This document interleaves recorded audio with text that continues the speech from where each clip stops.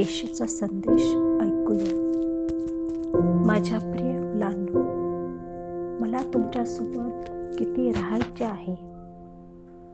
तुम्ही एकमेकांवर प्रेम करून, सेवा करून आणि प्रार्थना करून जगा.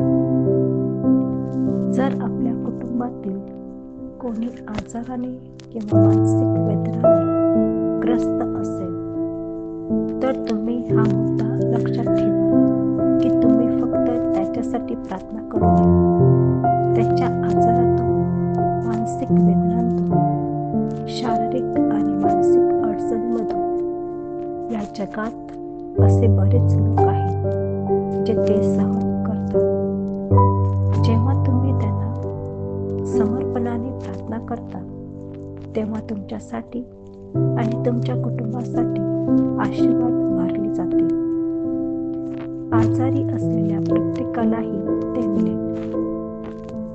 तुमच्या सहनशक्तीपैकी एकही जाऊ नका. तुमचे त्यागाचे कृत्य आणि दुःख आत्म्याच्या शुद्धीकरणाला भरून टाकतात. तपश्चर्येने भरलेल्या आत्म्याला स्वर्गात जाण्याचा मार्ग तयार करा. तुमच्या प्रत्येक संयम आणि त्याग स्वर्गासाठी मौल्यवान आहे.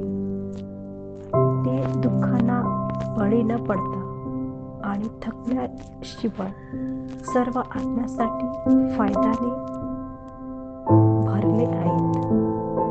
आत्म्यांना शुद्ध करण्यासाठी त्यांनी स्वर्गात आपणासाठी ते तुम्हाला